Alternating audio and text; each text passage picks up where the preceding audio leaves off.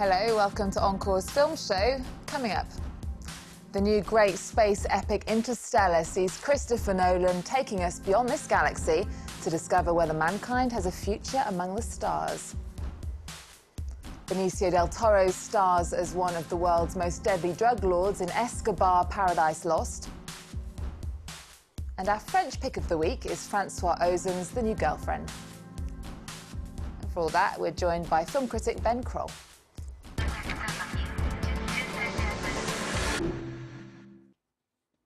Ben? Hey, how's it going? How's it going? Well, the film everyone's talking about this week is Interstellar. Why is it causing such a buzz? In one word, Nolan. It's Christopher Nolan's new film. He's the biggest name Hollywood director these days. He did the Batman movies. He did Inception before that. Anytime he makes something, it's going to cause a big stir. It just so happens that this one is his biggest film yet. It's about the end of the world and the discovery of new ones. It's got Matthew McConaughey playing this all-American dad who ends up going to space to boldly go where no man has gone before, hoping to find a new world we can live on when our world starts to collapse. The question is never, will he save the universe in the film? It's, will he get home in time to spend some time with his kids? Let's take a look.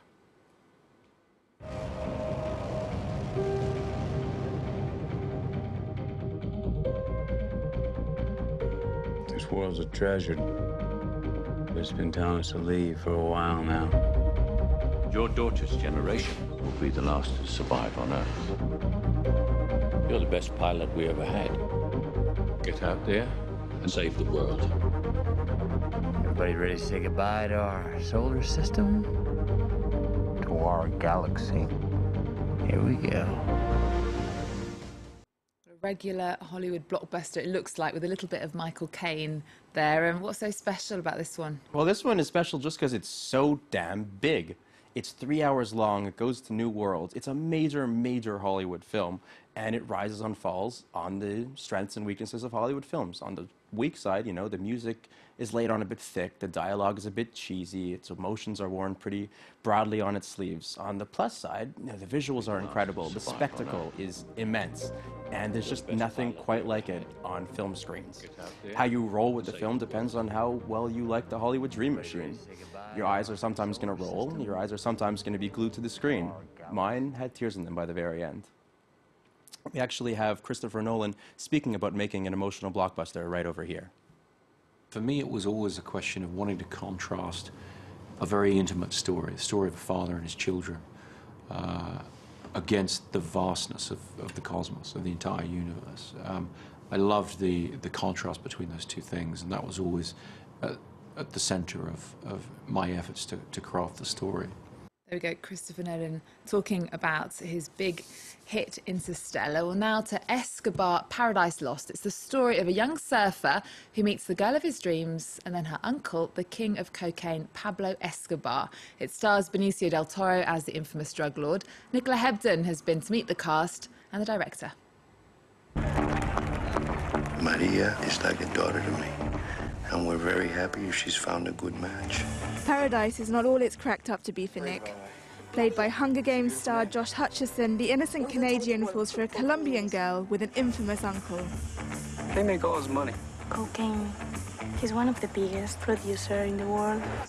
Benicio del Toro steals the show in the main role of Pablo Escobar. Robin Hood. It's a character that you have to learn about him, and especially learn about him during the time that the movie takes place. But then eventually you have to throw all that away. You can't just play what you just learned. You track the character through the story, because you know he ends up kind of like feeling he's bigger than God. A notorious Colombian drug dealer, the real Pablo Escobar was known as the king of cocaine and responsible for killing thousands of people. In the film, we never see his drug dealings or violent lifestyle, but rather his dangerous potential. A conscious decision by first-time director Andrea Di Stefano. What my interest is show the madness of this man. It was show like his dangerous side, and I wanted the public to experience what it's like to face that evilness. I wanted to get the fingerprints of his madness. That was my goal. You said I was like a son to you. There are laws in nature, and once they take control, you have to accept them. Del Toro is no stranger to playing the bad guy. His previous roles include the Collector in Guardians of the Galaxy and Jackie Boy in Sin City. Movies are like good against evil for the most part, you know. It's like, if it wasn't for the bad guys, I'd be the good guy. So it's nothing in you, not a little bad streak in you that attracts you to these characters? Well, you know, I don't know. How bad? At his peak, Escobar was thought to have been the 7th richest man in the world. Despite his death in 1985, Colombia's struggle with cartels continues. Understand? No one escapes Pablo Escobar. Such a good villain for television, and I'm quite surprised there haven't been more films about him. You'd think so, right? It seems like Escobar is the perfect bad guy. He was a real guy who was filthy rich, filthy evil. He had a tan and a mustache. He seems like the perfect movie villain. I think that it's been 30 years since the actual man died. Time for real-life scars to heal. I think in the coming years we'll see him sticking up the big screen a lot more. Yeah, I think so. Okay, well, to our French pick of the week, very different. It's called The New Girlfriend. Tell us some more. Yeah, well, The New Girlfriend looks a lot like the old husband in the cheekiest film released this week. It stars Anaïs de Moustier, as a young woman in mourning. Her best friend just died. She goes to pay a visit to the widower, the husband, played by Romain Duris, to find him dressed up like a woman. It seems that Romain has always been a cross-dresser, but his grief has made it take on an extreme new dimension. You know, to her credit, Anaïs de Moustier, she's intrigued by that. More than intrigued, she's maybe even a little bit turned on by that. And together, they bond and start creating a new life for Duris as a woman. Let's take a look. Je serai là toute ma vie pour veiller sur ta fille Lucie et sur son père David. En fait, je t'ai pas dit, j'ai eu David. David. Ouais, comme tu l'appelais pas, je l'ai fait.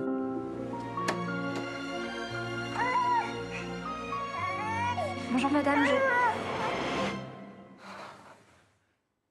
It's like a little bit of a thriller, is it? It's not at all. It's from the director Francois Ozon, who is likely to mix with Hitchcock and Almodovar and Douglas Sirk. He mixes lots of different tones, and the tones don't really gel together in the movie. At some points, it's aiming for huge melodrama. At other points, for broad comedy. And other points, for really just camp. You know, there's shots where they're sitting there mourning the dead wife, and then in the next shot, they're shopping, listening to pop music while Britney Spears plays. It never quite comes together, but the performances are exquisite. Okay, well, let's move on now to the British film 71. Why is it called that? Well, it takes place in the year 1971, which was the year before 1972. 1972 was the greatest and bloodiest year in the Northern Ireland conflict, the Troubles, as they were called. So calling this film 71, saying, well, this is what led to 1972, is like if you named a film 38 or 13. Let's take a look.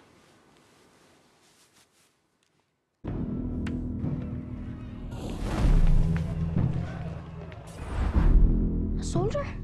Yeah. Everybody's looking for that boy. They don't care about you. You're just a piece of meat to them. Piece of meat. What are we gonna do then? I'm gonna get the gunman.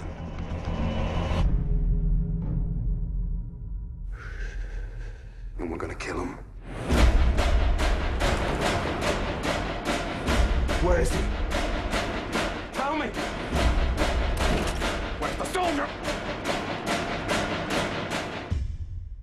So tell us a little bit more what the film's about. Well, what's amazing about the film is it deals with so many subjects. It deals with IRA officers and British Army officials and the class system and civilians, both Protestant and Catholic. But it tells this amazing broad story through the eyes of one British soldier. The story is really about this one young British soldier who gets caught behind enemy lines and has to struggle to get back to his base.